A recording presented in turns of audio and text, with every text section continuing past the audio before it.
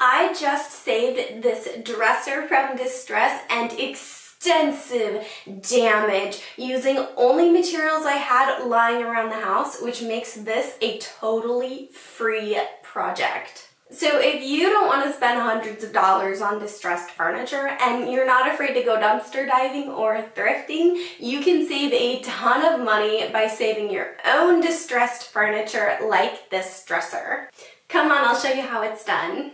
This dresser was left to rot in a shed by the previous owners of this house, and I saw the potential in this dresser and I wanted to use it in the sewing room, so I brought it inside and cleaned it off.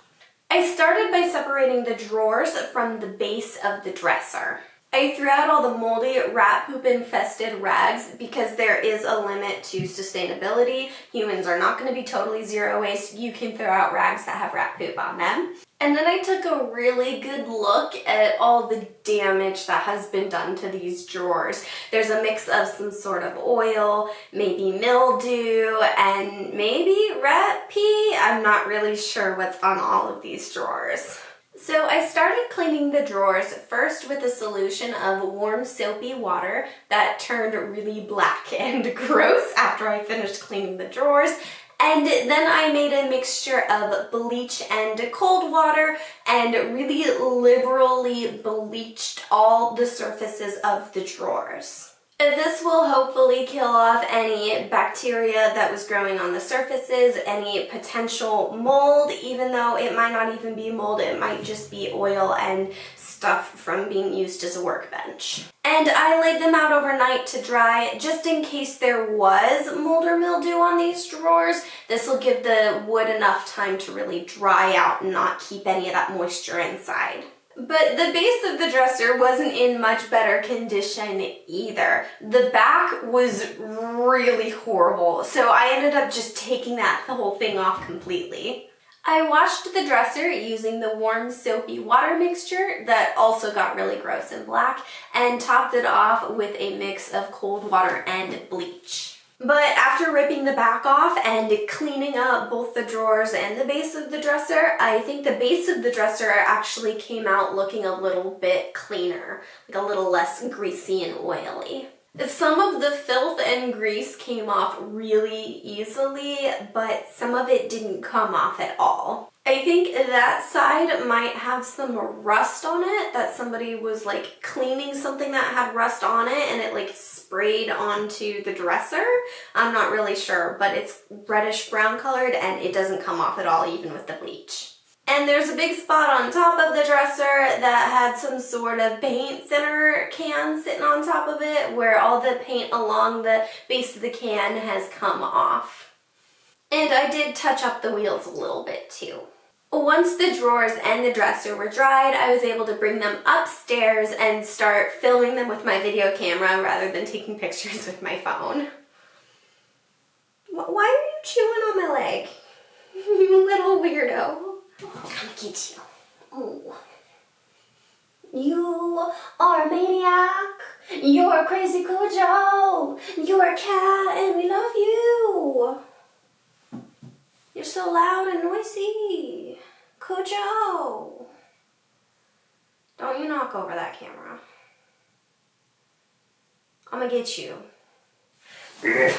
I used some wood glue to fix a few spots that needed repairing, like a little block that had fallen out of place, and I guess it was a little support block. I'm not sure what it was, but I glued it back in place. And there was also a little strip on one of the support beams that had splintered, and I tried to glue that back together. I'm not sure how well it worked, but I think it worked, I think. At first I wanted to replace the back piece that I had torn off with another piece of wood or cardboard, but I didn't find a piece lying around that would work, and I don't have a saw to fix it into the right shape yet. So I decided to use fabric instead because I have a ton of fabric. I measured the height and width of the back piece I needed to replace, 29 by 34 and a half. And those measurements were perfect because it just meant I could go looking in my stash for 1 yard of fabric, and I found this adorable sunflower and little birdie print cotton fabric that's exactly 1 yard wide. I cut my fabric about 1 inch wider on both sides so I could press the edges under with my iron so the edges wouldn't fray. I attached my fabric backing to my dresser using a regular stapler, which was not the right decision. It was a little bit difficult and I ruined a lot of staples trying to do it.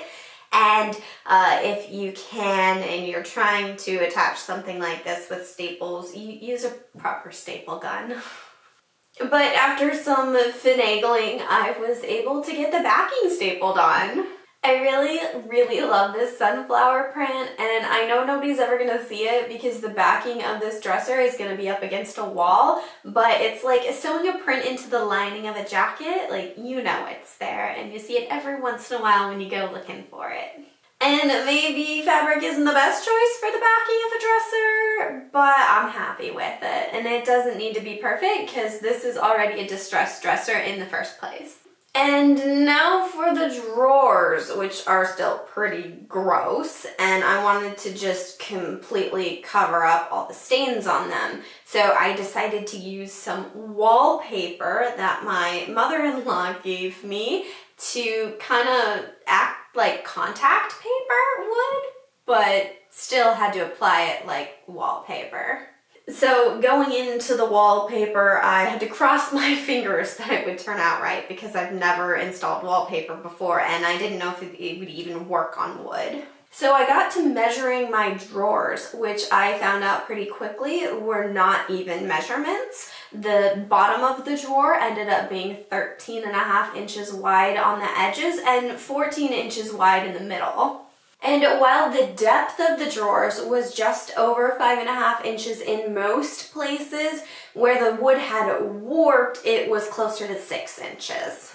I ultimately made the correct decision to use the wider of my measurements so I would have a little bit extra to work with and didn't have to worry about running out of wallpaper in the wrong spots. I cut 3 pieces of wallpaper for the bottom of my drawers, 6 pieces for the 2 sides on each drawer, and 6 pieces for the front and the back of each drawer.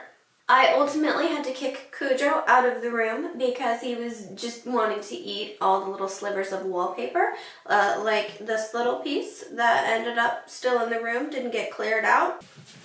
Is this what you want? You want to play? You want to be a terror? You want to be a crazy cat? You're really not going to leave me alone, are you? You want to be played with? Oh, you're so cute, dude. He is feeling lonely and wants to be played with, and he keeps chasing and hunting and knocking over my camera cord, and I really don't want him to break my camera, so we're going to play with him for a little bit.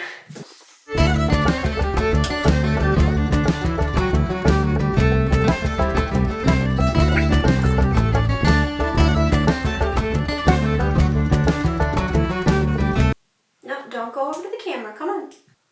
And I have never installed wallpaper before, so I had to read the directions for this next step. And I wish I could have got a better angle of applying all this wallpaper to the drawers for you guys, but I really didn't want to mess up my camera or bump it over, which I'm a big klutz, I probably would have bumped it over. So I just tried to get one angle that kind of showed everything. I used an old shower curtain for a drop cloth, a spatula instead of a wallpaper scraper thingy, and I didn't have a wallpaper little trough thing to scroll the wallpaper through, so I used a bucket instead, which ended up working pretty well for the smaller, shorter pieces, but it didn't work as well for the wider pieces. I had to kind of flip them around and pass them through twice, and it got really messy. But I was able to wet all my wallpaper just fine and lay it out on my drop cloth to soak up the water, I guess is what it was doing. I started by applying the shortest pieces, which are the side pieces first, which was a good idea because they were a lot easier than the rest. And then I applied the front and back pieces, which were a little bit longer, and I used my little spatula to scrape all the air bubbles out and make sure they were sitting in place. And then I took the big bottom pieces last, which were a little bit more difficult because I had to finagle them a little bit differently since the bottoms of the drawers were warped the most. And the last step was to wipe them down with a sponge to clean up any glue residue. But while I was mid-wallpapering these drawers, Cujo came in and started trying to drink some water. So he got his butt kicked out because there was glue in that water. And in case any of you are wondering if he's okay after drinking glue water, he is perfectly fine. He is just as spry and crazy as ever. But this is like the worst this cat has ever been during a video. Like usually he likes to try and eat pins and whatever it is I'm working on, but I haven't had this much of a problem of him trying to knock over my camera and eating glue and eating wallpaper and everything, and he's just got so much energy right now. Oh, I love you, buddy, but you're crazy, Cujo. You're a little crazy monster. In the end, the wallpaper worked the way I wanted it to, but it was a really sloppy, kind of crappy experience. So I'm gonna give wallpapering drawers like a 4 out of 10. Would not do it again. I think if I wanted to use something like contact paper again, I would probably go out and actually buy contact paper and not try and do it with wallpaper instead. After letting the wallpaper dry overnight, I took an X-Acto knife and trimmed off all the excess wallpaper over the top of the drawers, which I kind of fumbled a little bit, got a little bit of the wood up at first, but once I got the trick of it, it was pretty easy and the rest of the wallpaper sliced right off. And that's it. These drawers are done. They're ready to go into the dresser, and that's how you save a dresser in distress.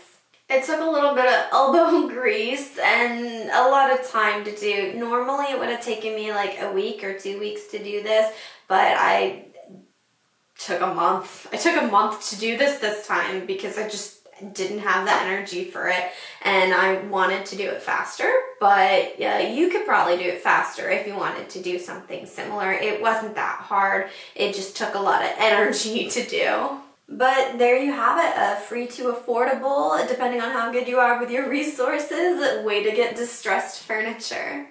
Even though I've done more complicated dresser upcycling projects in the past, I kept this one really simple. I wanted to keep the look of this dresser as close to what I saw in that shed as possible, just cleaning it up a bit and making it a little more functional.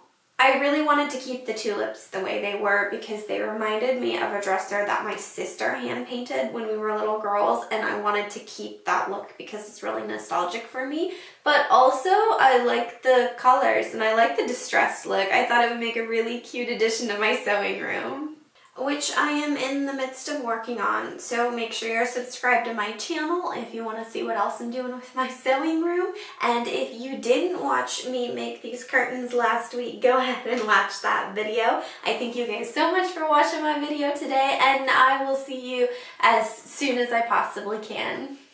Bye. Coach.